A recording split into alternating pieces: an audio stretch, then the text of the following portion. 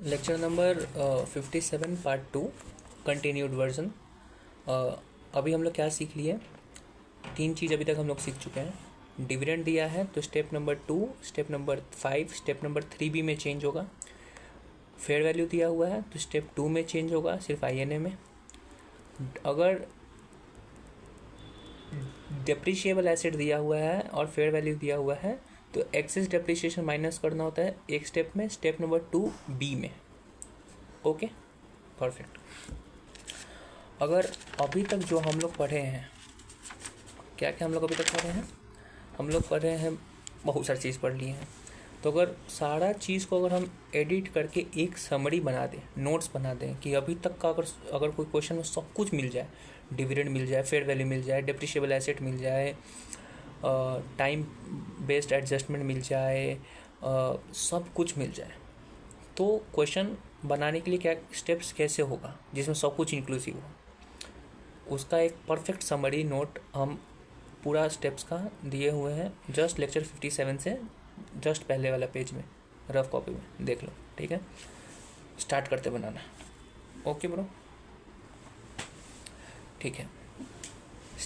सबसे पहले जैसे ही तुमको जो भी कहीं पे क्वेश्चन में कुछ भी तुमको दिख रहा है, जो भी दिख रहा होगा उस हिसाब से वहाँ पे कौन कौन सा स्टेप आती उससे अफेक्ट होने वाला है वो स्टेप वहाँ पे जाके मार्क कर देना, ठीक है। और लिख देना कि ये, जैसे कि अगर कोई तुम्हारा फेयर वैल्यू दिया हुआ है तो वो वाला फेयर वैल्यू को अंडरलाइन करके स्टेप नंबर दिस अंडरलाइन कर देना, तो याद रहेगा तुमको कि जब वो स्टेप बनाओगे तो वो चीज़ चेक कर लेंगे कहाँ कहाँ ये स्टेप नंबर दिया हुआ है, ठीक है।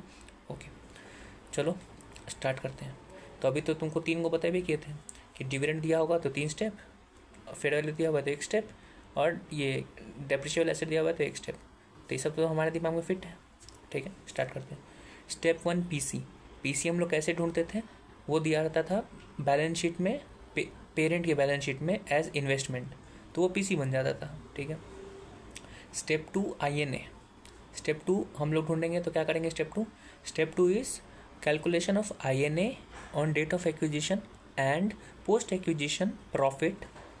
और ये INA होता किसका है? सेलर का होता है। और ये जो INA होता है, जो स्टेप 2 है, उसमें कौन सा डेटा, किस दिन का डेटा डालता है? सिर्फ डेट ऑफ एक्विजिशन का होता है। 5 स्टेप में, पाँचों स्टेप में डेट ऑफ एक्विजिशन का डेटा रहेगा ही, 3 स्टेप में ईयर एंड का होगा, ठीक है। Step 3, step 4, step 5। True, perfect. हम लोग स्टेप 2 में है। स्टेप 2 डेट ऑफ एक्विजिशन का है, सब कुछ डेट ऑफ एक्विजिशन का होगा, ठीक है। हमारे क्वेश्चन में डिविडेंड दिया हुआ था, तो डिविडेंड दिया हुआ था तो 3 स्टेप में चेंज होता था, स्टेप 2, 5 और 3B। स्टेप 2 में क्या चेंज होता था? हम लोग अकाउंटिंग प्रॉफिट ढूंढते थे पहले। ट्रू। और अकाउंटिंग प्रॉफिट क्या होता था?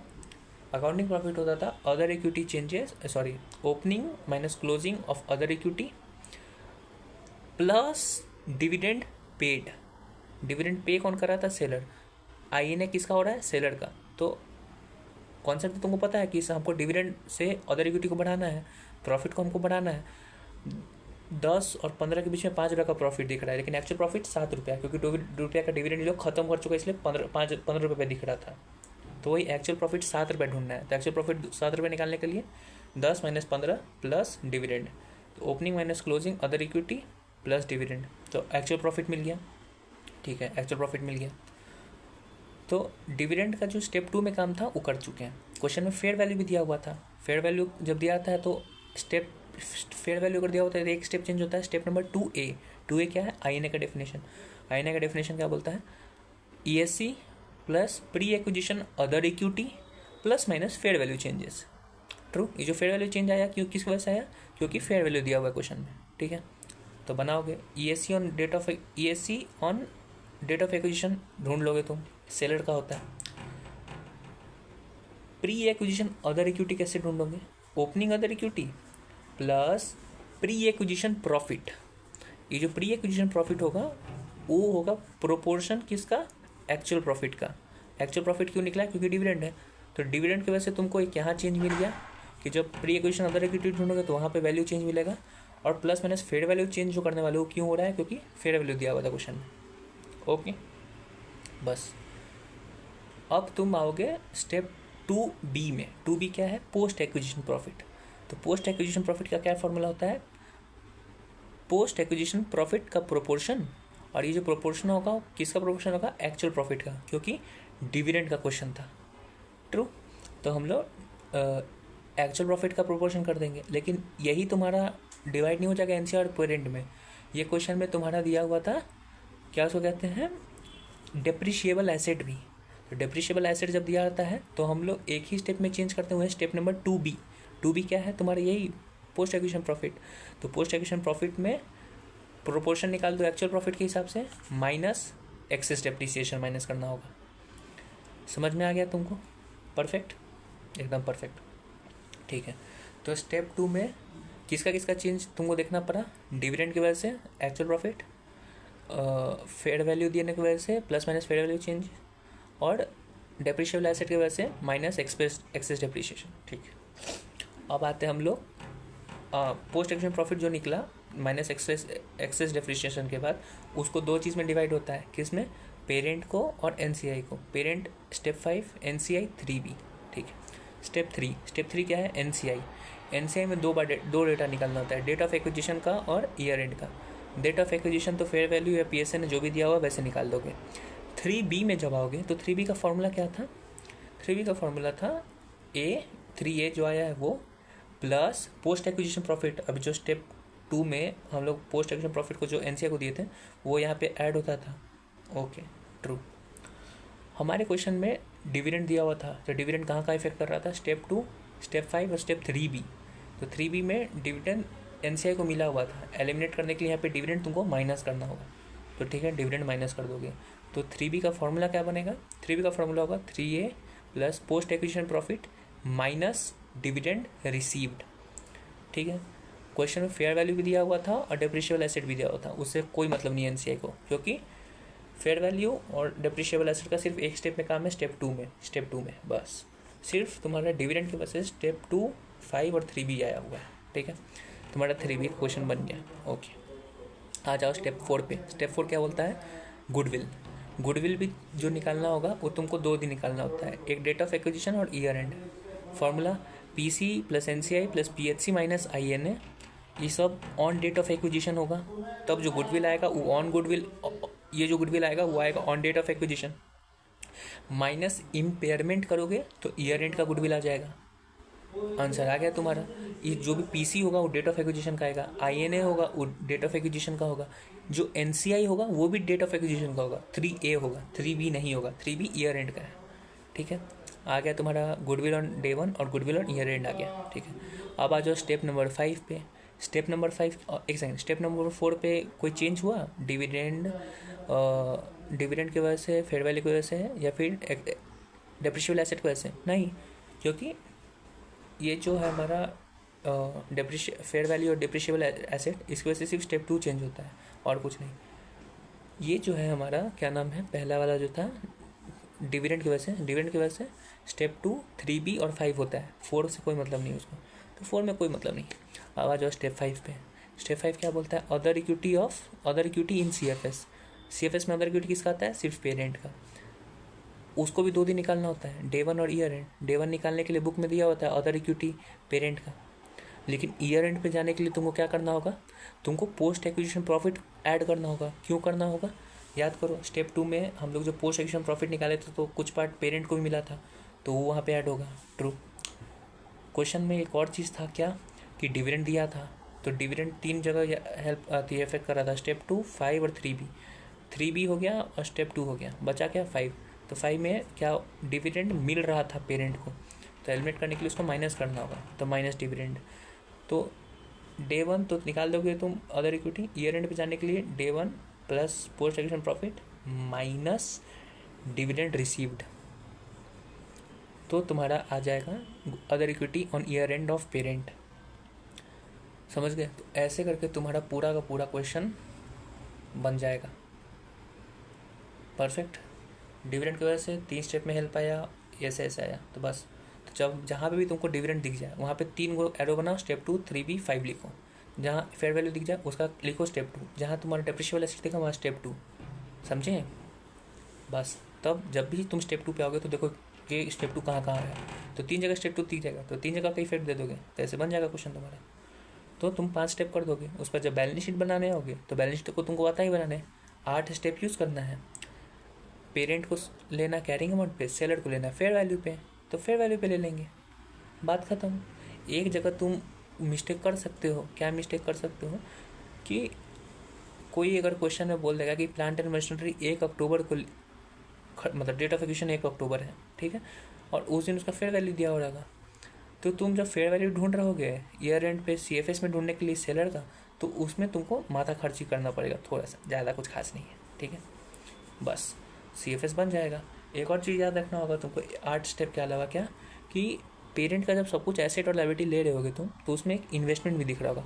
इन्वेस्टमेंट CFS में नहीं जाता है, ये तो तुमको पता है, वो 103 का चीज़ नहीं आ रहा है, तो इन्वेस्टमेंट काट देना, बस ऐसे करके तुम्हारा पूरा क्वेश्चन बन जाएगा, बात खत्म। ये तो हम तुमको समरी बताएं।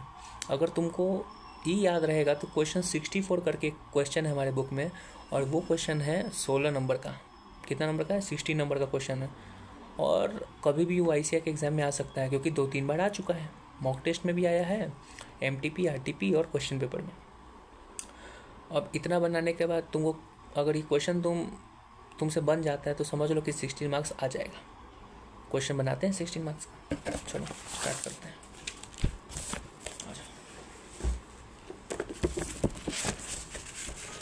क्वेश्चन नंबर है 64, illustration number 64।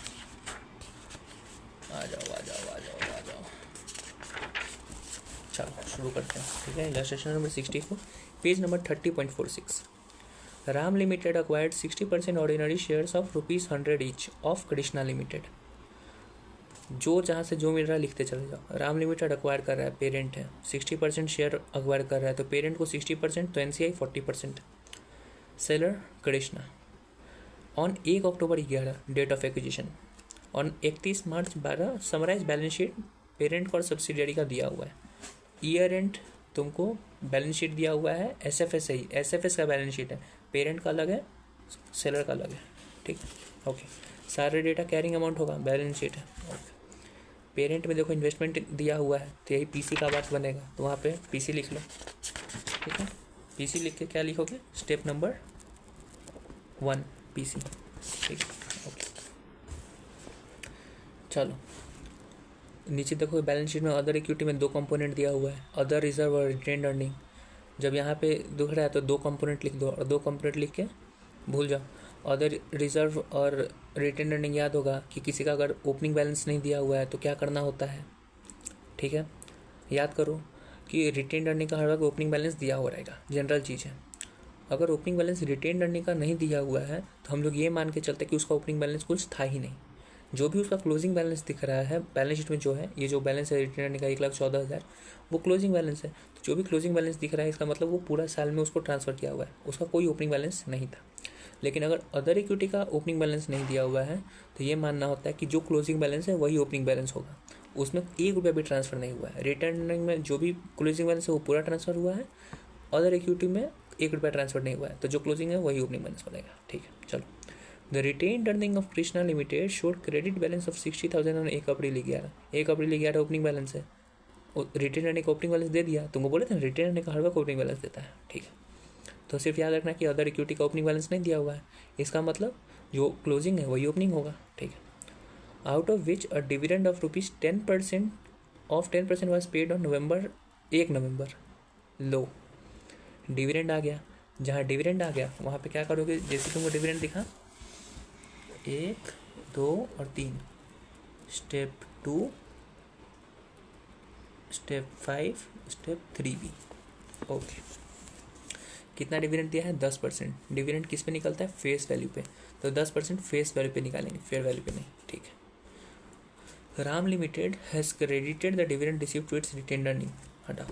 Fair value of plant and machinery as on 1 October 11। देखो फेयर वैल्यू आ गया तुम्हारे पास, ओके। फेयर वैल्यू आता है तो कौन सा step? Step number 2A, okay. किस दिन का फेयर वैल्यू दिया है? 1 अक्टूबर 11। 1 अक्टूबर क्या है? DOA, डेट ऑफ एक्विजिशन का तुमको फेयर वैल्यू दिया हुआ है, और फेयर वैल्यू को वैसे 2A में जो चेंज होता है वो डेट ऑफ एक्विजिशन का ही होता है, तो एकदम वही दिया हुआ है, ठीक है। रेट ऑफ डेप्रिसिएशन दिया हुआ है। डेप्रिशिएबल एसेट क्या है? Plant and machinery. देखो डेप्रिशिएबल एसेट आ गया, तो इसका कौन सा स्टेप है? इसका स्टेप नंबर है 2B, बस 2B लिख दो एक्सेस डेप्रिसिएशन, ठीक है। तुम बोलोगे कि डेप्रिशिएबल एसेट सिर्फ प्लांट एंड मशीनरी थोड़ी है, इसका बैलेंस शीट में जाके देखोगे तो तुमको लैंड एंड बिल्डिंग भी दिखेगा, वो भी तो डेप्रिशिएबल एसेट है। लेकिन मेरे भाई उसका डेप्रिसिएशन रेट नहीं दिया हुआ है, तो हमको उससे कोई मतलब नहीं है, ठीक है। बस ये बात याद रखना, जिसका डेप्रिसिएशन रेट नहीं दिया हुआ है तो उसका एक्सेस डेप्रिसिएशन निकालने का जरूरत नहीं है, क्योंकि उसका तुमको रेट ही नहीं दिया होता, क्या निकालोगे, ठीक है। Okay, following are the increase on comparison of fair value as per this with book value as on 1 October 11। Date of acquisition जो है 1 अक्टूबर 11, उस दिन इंक्रीज दिया हुआ है। कैरिंग अमाउंट जो बैलेंस कुछ होगा, लेकिन 1 अक्टूबर 11 डेट ऑफ एक्विजिशन के दिन फेयर वैल्यू कुछ और था, मतलब कैरिंग अमाउंट से कुछ इंक्रीज था, जो इंक्रीज था वो दिया हुआ है। क्या क्या इंक्रीज हुआ है? लैंड एंड बिल्डिंग इंक्रीज है, इन्वेंटरी इंक्रीज है, ट्रेड वेबल इंक्रीज है। तो ये फेयर वैल्यू फिर आ गया। ये फेयर वैल्यू का जो भी बात होगा, कौन सा बात होगा? स्टेप नंबर 2, कौन सा step? Step 2A, fair value step 2 है। परफेक्ट। तो यहाँ पे फेयर वैल्यू का कौन कौन बात हुआ? एक तो लैंड बिल्डिंग इन्वेंटरी और ट्रेड पेबल का बात हो गया, ट्रू। ऊपर एक प्लांट एंड मशीनरी का दिया हुआ है, लेकिन उसका फेयर वैल्यू दिया हुआ है, उसका फेयर वैल्यू चेंज नहीं है। ये जो है फेयर वैल्यू चेंज है, वो फेयर वैल्यू दिया हुआ है। तो तुमको प्लांट एंड मशीनरी में जो फेयर वैल्यू चेंज है वो तुमको ढूंढना होगा, ठीक है, ढूंढ लेंगे। It may be assume that inventory is still unsold on balance sheet, E line का भी हमको कोई मतलब नहीं है। Also assume that other reserve as on 31 March 12 are same as was on 1 April 11। देखो, जो हम लोग सोचे थे कि अदर इक्विटी में अगर ओपनिंग नहीं दिया हुआ है, मतलब क्लोजिंग इक्वल टू ओपनिंग होगा, वो यहाँ दिया हुआ है। सर बोले हैं बहुत ही रेयर चांस है कि क्वेश्चन में नहीं लिखा होगा इसके बाद अदर इक्विटी को लेके, नहीं तो दे दिया होगा। अगर नहीं दिया होगा तब अज्यूम करनी सर, ठीक है। प्रिपेयर करना है कंसोलिडेटेड बैलेंस शीट, बना देंगे भाई, क्या प्रॉब्लम है। क्वेश्चन में डिविडेंड है, फेयर वैल्यू है, डेप्रिशिएबल एसेट भी है, सब कुछ है, तो बना लेंगे। कैसे बनाएंगे? बहुत ईजी है, सोच लो कैसे कैसे बनता है। डिविडेंड की वजह से क्या क्या चेंज होता है? स्टेप 2, स्टेप 5, स्टेप 3 भी, बस। उसके बाद तुम्हारा उसकी वजह से क्या चेंज होता है? फेयर वैल्यू की वजह से स्टेप 2A। डेप्रिशिएबल एसेट की वजह से क्या चेंज होता है? Step 2B। बस हो गया, क्वेश्चन बन जाएगा। तो इलस्ट्रेशन 64 पेज नंबर 167 कॉपी में। स्टेप 1 पीसी हम लोग कहाँ पे मार्क किए थे? देखो, स्टेप 1 पीसी 8 लाख, ठीक है। स्टेप 2 का पहले नाम लिखो। स्टेप 2 का नाम क्या होता है? INA on date of acquisition and post acquisition profit, ठीक है। देखो स्टेप 2 कहाँ कहाँ लिखे हुए हैं।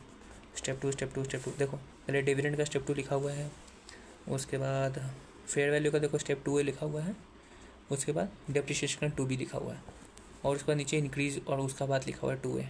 तो इस सारा बात हमको 2A में डालना है, ठीक है। चलो ठीक है, डिविडेंड दिया हुआ है, तो स्टेप 2 में क्या चेंज होगा? हमको ढूंढना होगा अकाउंटिंग प्रॉफिट। पहले अकाउंटिंग प्रॉफिट ढूंढने के लिए क्या निकालना होगा हमको? Opening minus closing other equity plus dividend paid. Seller का बात हो रहा है, डिविडेंड पेड, तो अकाउंटिंग प्रॉफिट पहले निकालेगा। अकाउंटिंग प्रॉफिट देखो आ रहा है तुम्हारा कितना?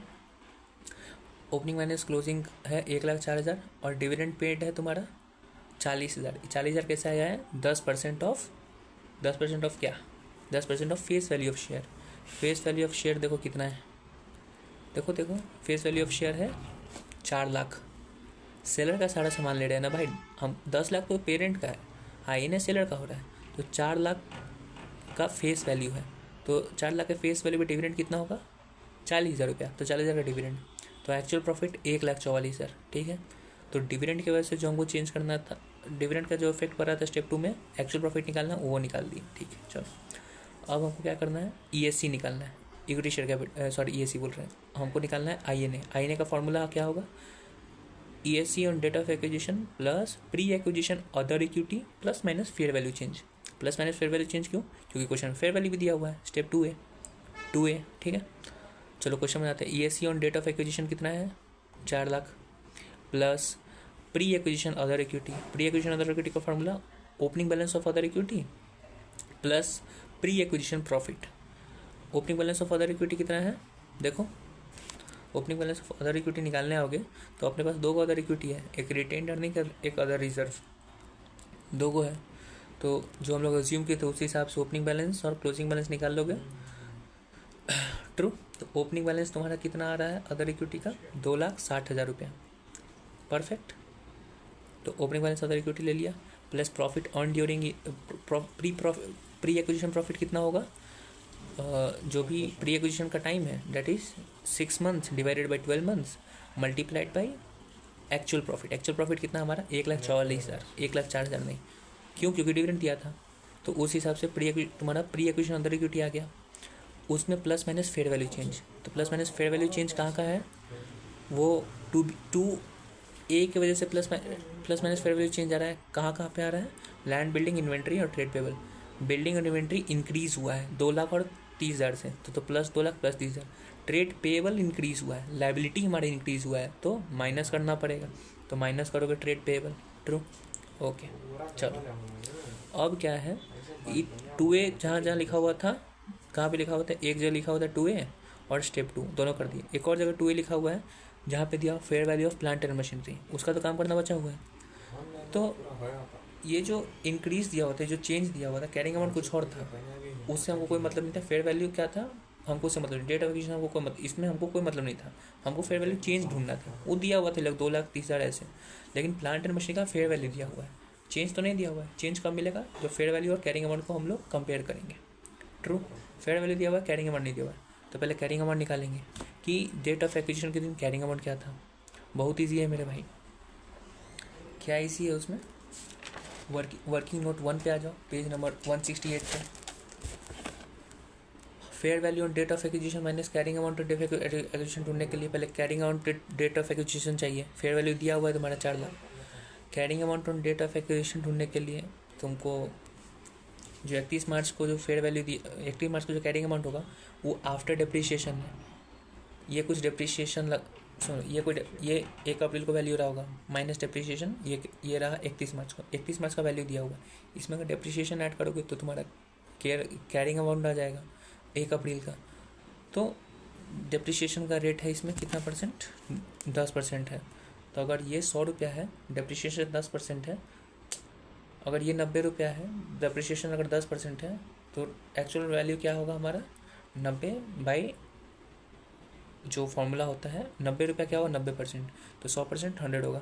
तो वैसे करके तुम्हारा बिफोर डिप्रिशिएशन का वैल्यू निकल जाएगा। लेकिन ये जो बिफोर डिप्रिशिएशन का वैल्यू निकला है वो 1 अप्रैल का। हमको चाहिए carrying amount date of acquisition का। डेट ऑफ एक्विजिशन है 1 अक्टूबर को, 1 अप्रैल का वैल्यू है 100 रुपया, हमको 1 अक्टूबर का चाहिए, तो 6 महीने का डिप्रिशिएशन करना होगा। डिप्रिशिएट करके तुमको मिल जाएगा carrying amount on date of acquisition. तो fair value on date of acquisition मिला हुआ है, carrying amount on date of acquisition ढूंढ लिए, दोनों का जो डिफरेंस आएगा वो फेयर वैल्यू चेंज है। 1,15,000 का फेयर वैल्यू चेंज है तुम्हारा, तो वो भी क्या है, प्लस में है। तो प्लस क्या, तुम्हारा 1,15,000 तुम्हारा बढ़ रहा है, किस चीज़ का बढ़ रहा है, एसेट का, तो प्लस करेंगे 1,15,000, तो हमारा आईने आ जाएगा। आईने का क्या फॉर्मूला हुआ हमारा, एक्चुअल प्रॉफिट निकाल दिए, equity share capital on date of acquisition, pre acquisition other equity plus minus fair value change. True, perfect, बन गया तुम्हारा क्वेश्चन आईने। तुम्हारा स्टेप 2A बन गया। अब स्टेप 2B, तुमको पोस्ट एक्विजिशन प्रॉफिट निकालना है। 2B बनाने के लिए तो पहले देखो 2B का कहाँ का बात लिखा हुआ है, एक ही जगह लिखा हुआ है, रेट ऑफ डिप्रिशिएशन, मतलब एक्सेस डिप्रिशिएशन माइनस करना है तुमको। परफेक्ट, एकदम परफेक्ट। तो पोस्ट एक्विजिशन प्रॉफिट का फॉर्मूला क्या होता था, कि क्या होता था, जो proportion of post acquisition profit है वो, तो एक्चुअल प्रॉफिट का जो पोस्ट एक्विजिशन प्रोपोर्शन होगा वो कर दो, तो 6 महीना अपन 12 महीना इंटू एक्चुअल प्रॉफिट, वैसे करके पोस्ट एक्विजिशन प्रॉफिट आता था। लेकिन इसमें एक्सेस डेप्रिसिएशन भी है, तो उसको एक्सेस डेप्रिसिएशन को माइनस करना होगा। तो एक्सेस डेप्रिसिएशन तुम कहाँ से ढूंढोगे, एक्सेस डेप्रिसिएशन तुमको ढूंढने के लिए क्या करना होता है, डेप्रिसिएशन एज पर fair value minus depreciation as per carrying amount, तो दोनों के जो बीच का डेप्रिसिएशन है वो तुमको वैल्यू मिल जाएगा। परफेक्ट, बिना किसी कन्फ्यूजन के। तो वैसे करके तुम अति ढूंढ सकते हो। तो जब क्वेश्चन बना, तब जब तुम नीचे देखोगे 2 का बीक बनाए हुए हैं, डेप्रिसिएशन ऑन फेयर वैल्यू वो कैसे निकालोगे तुम, 4,00,000 फेयर वैल्यू था, ट्रू, उसके ऊपर तुमको डेप्रिसिएशन एट द रेट 10% निकालना होगा, तो 40,000 आ जाएगा। लेकिन मेरे भाई 4,00,000 किस दिन तक क्या सो कहते हैं फेयर वैल्यू, वो था 1 अक्टूबर को, और 10% डेप्रिसिएशन किसका रेट है, पूरा साल का रेट है, तो पूरा साल का तो 10% नहीं लगाओगे, जिस दिन खरीद रहे हो उस दिन फेयर वैल्यू ले रहे हो, तो डेप्रिसिएशन सिर्फ आगे का 6 महीना लगेगा ना, सिर्फ पोस्ट एक्विजिशन लगेगा। तो आगे का 6 महीना कितना डेप्रिसिएशन लगा, 4 लाख इंटू 10% इंटू 6 महीना अपन 12 महीना, दैट इज इक्वल टू 20,000 रुपया। 20,000 का तुम डेप्रिसिएशन चार्ज क्यों, एज पर fair value. But as per carrying amount कितना फेयर वैल्यू होना चाहिए था, sorry as per carrying amount कितना डेप्रिसिएशन होना चाहिए था। बहुत ईजी है। कैरिंग अमाउंट 1 अप्रैल को था इन लोगों का समथिंग अमाउंट, कुछ अमाउंट, ये लोग कितना निकाला था। हाँ, 1 अप्रैल को इन लोगों का कैरिंग अमाउंट था 2,70,000 रुपया, ठीक है। और नहीं सॉरी, 1 अप्रैल को 1 अप्रैल बोल रहे हैं, हाँ 1 अप्रैल को इनका कैरिंग अमाउंट था 3 लाख रुपया। 1 अप्रैल को, 1 अक्टूबर को खरीदा रहा है, तो 3 लाख से 1 अक्टूबर तक आने के लिए तुमको डेप्रिसिएशन माइनस करना होगा। लेकिन डेप्रिसिएशन किस पे, 10% कैरिंग अमाउंट पे, तो 3 लाख का 10% माइनस करोगे 6 महीने के लिए हुआ 15,000 रुपया, ठीक है। तो इस दिन तुम्हारा था कितना, डेट ऑफ एक्विजिशन तुम्हारा कैरिंग अमाउंट था कितना, 2,85,000, ट्रू। तो आगे का और आगे कितना डेप्रिशिएट लोग किया है, और आगे 15% डेप्रिशिएट किया होगा। क्यों, 285 पे 10% थोड़ी डेप्रिशिएट करेगा मेरे भाई। वो लोग नॉर्मल मेथड से चल रहा था, तो लोग 3 लाख पे ही जो पूरा साल में लोग कितना डेप्रिशिएट किया, एक्चुअल में कितना डेप्रिशिएट लोग पीएल में कितना डाल चुका है, पीएल में लोग डाल चुका है 30,000 रुपया। लेकिन उसको डालना कितना चाहिए था, उसको डालना चाहिए था 20,000 प्लस उधर का जो भी 6 महीना का, और वैसे 20-20 40,000 डालना था, वो डाल दिया था 30,000, तो और 10,000 रुपया डालना है ना हमको, ट्रू। तो हम ये जो 20,000 रुपया जो आया वो पूरा साल का था ना, सॉरी 30,000 रुपया तो पूरा साल का था। तो वैसे हमको कैरिंग अमाउंट ऑन, सॉरी बोल रहे हैं, जो डेप्रिसिएशन है, जो एक हमको एक्सेस डेप्रिसिएशन होने के लिए डेप्रिसिएशन एज पर fair value, depreciation as per carrying amount, depreciation as पर फेयर वैल्यू तो निकाल दोगे, पोस्ट एक्विजिशन प्रॉफिट का ही आएगा, क्योंकि पोस्ट एक्विजिशन के में ही फेयर वैल्यू आया है ना। कैरिंग अमाउंट तुम जो एक्चुअल में कैरिंग अमाउंट, एक्चुअल जो डेप्रिसिएशन लगा होगा वो ढूंढ लेना बस। तो एक्सेस डेप्रिसिएशन का फॉर्मूला हम क्या बोलेंगे आपसे, वो होगा फेयर वैल्यू, डेप्रिसिएशन एज पर fair value minus actual depreciation charged, बस। बट कौन सा पीरियड का, ये दोनों अमाउंट किसका होता है, सिर्फ पोस्ट एक्विजिशन प्रॉफिट का होता है। पोस्ट एक्विजिशन प्रॉफिट का, पोस्ट एक्विजिशन पीरियड का होता है, ट्रू। इसलिए तो एक्सेस डेप्रिसिएशन निकाल रहे हैं हम लोग। तो फिर से हम फॉर्मूला बोल रहे हैं एक्सेस डेप्रिसिएशन का, उसका फॉर्मूला होता है फेयर डेप्रिसिएशन एज पर fair value for post acquisition profit minus depreciation as per carrying amount for post acquisition profit, that is actual depreciation charge in post acquisition profit. बस उसका जो difference आएगा वो एक्सेस डेप्रिसिएशन बनेगा। और ये जो एक्सेस डेप्रिसिएशन है वो कहाँ एडजस्ट करता है, स्टेप 2B में। 2B क्या है हमारा, व्हाट इज हमारा step 2B। 2B is post acquisition profit. Post acquisition profit तो आया proportion of post acquisition profit minus excess depreciation. जो भी डेटा आया वो पेरेंट में कुछ अमाउंट जाएगा और एनसीआई में कुछ जाएगा। पेरेंट का स्टेप 5 और एनसीआई का 3B में, ठीक है। ओके, स्टेप 2 बन गया। अब स्टेप 3 में चलते हैं। एनसीआई का 3A में डे 1 का निकालो, कुछ खास नहीं है, निकल गया। क्वेश्चन में फेयर वैल्यू पे नहीं, एनसीआई तुमको पीएसएनए पे निकालना होगा क्योंकि फेयर वैल्यू पे नहीं दिया हुआ है। स्टेप 3B में आओ। 3B देखो कहीं क्वेश्चन में 3B लिखा हुआ है, हाँ लिखा हुआ है। कहाँ लिखा हुआ है, डिविडेंड को लेके, तो तुमको डिविडेंड का एडजस्टमेंट देना होगा। डिविडेंड का एडजस्टमेंट एनसीआई में क्या होता है, माइनस डिविडेंड, क्योंकि उसको मिला होता है, उसको एलिमिनेट करना होता है तो माइनस करता है। और एक और चीज़ 3B में आता है क्या, पोस्ट एक्विजिशन प्रॉफिट। तो तुम्हारा फॉर्मूला क्या बन जाएगा 3B का, 3A plus post acquisition profit minus dividend received. तुम्हारा आ गया ईयर एंड एनसीआई। स्टेप 4 में किसी से कोई मतलब नहीं है, कहीं क्वेश्चन देखो स्टेप 4 के बारे में लिखे हुए नहीं हैं हम, तो स्टेप 4 तुम आराम से बना दोगे। स्टेप 5 में आओगे तो स्टेप 5 में तुमको क्या याद रखना है, देखो कहीं स्टेप 5 लिखा हुआ है, देखो डिविडेंड का लिखा हुआ है तो माइनस डिविडेंड करना होगा, और पोस्ट एक्विजिशन प्रॉफिट भी तुमको उसमें प्लस करना होगा। तो डे 1 और ईयर एंड आ जाएगा। बस तुम्हारा स्टेप 5 पाँचों स्टेप तुम्हारा क्वेश्चन बन गया विदाउट एनी मिस्टेक। परफेक्ट, एकदम परफेक्ट, बिना किसी कन्फ्यूजन के 5 स्टेप बन गया। जो जहाँ एडजस्ट करना, जो स्टेप में एडजस्ट होने वाला था सबका स्टेप नंबर लिख देते तो क्वेश्चन भी तुम्हारा बन गया। तो 5 स्टेप बन गया। लेकिन क्वेश्चन बोला कंसोलिडेटेड बैलेंस शीट बनाने के लिए, बहुत ईजी है, 5 स्टेप से तुम्हारा बैलेंस शीट बन जाएगा। बैलेंस शीट बनाओगे, पेरेंट का एसेट इक्विटी लायबिलिटी लोगे कैरिंग अमाउंट पे, सेलर का सब कुछ लोगे किस पे, फेयर वैल्यू पे। गुडविल जीबीपी उठाओगे, एनसीआई उठाओगे, टोटल 8 स्टेप करोगे, बाद में लास्ट में सब कुछ देखोगे। ट्रू, वेरी ट्रू, तुम सब कुछ कर लोगे।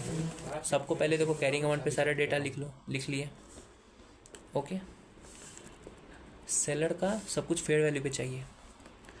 लैंड एंड बिल्डिंग इंक्रीज हुआ है 2 लाख से। प्लांट एंड मशीनरी कितना से इंक्रीज हुआ है हमारा, याद करो। प्लांट एंड मशीनरी इंक्रीज किसी से हुआ है, हमको से क्या वो इंक्रीज हुआ है तो उसको कितना से इंक्रीज हुआ था, 1,15,000 से इंक्रीज हुआ था। तो प्लांट एंड मशीनरी दिख रहा है इसका कितना पे, 2,70,000 पे। तो 2,70,000 प्लस 1,15,000 कर देते हैं तो 3 लाख समथिंग आ जाएगा प्लांट एंड मशीनरी। गलत। तो भाई यहाँ पे फेयर वैल्यू 4 लाख दिया हुआ है, वो ले लेते हैं, वो भी गलत। फेयर वैल्यू तुम्हारा दिया हुआ है कब, फेयर वैल्यू तुम्हारा दिया हुआ है 1 अक्टूबर का, 31 मार्च का नहीं, तो वो फेयर वैल्यू नहीं है। हम लोग 1,15,000 को ऐड नहीं कर सकते 2,70,000 में, क्यों, 2,70,000 ओपनिंग बैलेंस है।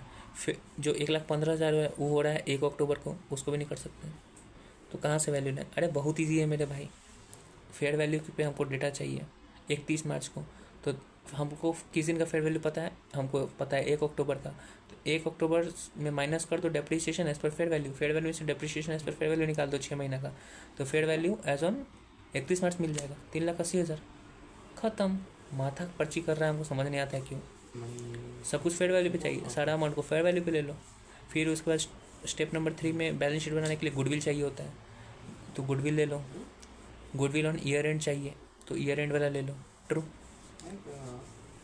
फिर उसके बाद जब तुम अदर इक्विटी बना रहे होगे तो अदर इक्विटी कहाँ से आएगा, स्टेप 5 में आएगा, ईयर एंड वाला।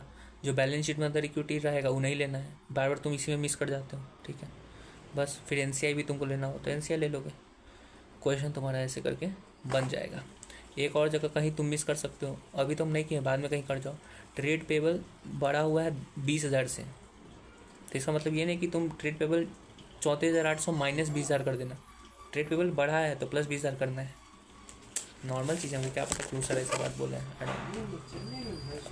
ओके, आ गया बात समझ में, perfect. So this is how you learn each and every step.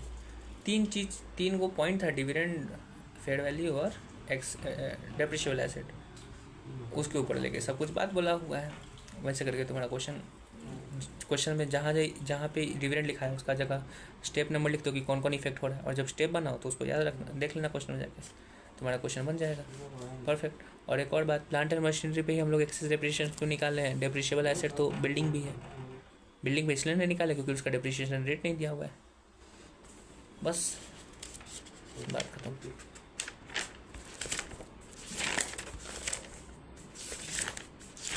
और क्या है, और हमको नहीं लगता कि कोई कुछ लेक्चर में बचा हुआ है, ख़त्म हो गया। ये जो क्वेश्चन नंबर 64 है, इट इज़ इसका एक सिमिलर चीज़ है क्वेश्चन नंबर 63, शायद illustration number 63, that is very much similar to this. और इसका एक तरीके से वो छोटा भाई है। छोटा भाई इसीलिए है क्योंकि उसमें एनसीआई का परसेंटेज नहीं दिया हुआ है। हमारे एनसीआई का परसेंट दिया हुआ था, इसमें नहीं दिया हुआ है, तो सब कुछ 100% है। तो स्टेप 3 में कोई इशू नहीं होगा, तुमको बनाने का ही जरूरत नहीं है, तो छोटा भाई है, समझे। ऐसे 16 मार्क्स आ जाएगा। तब तक के लिए बाय बाय।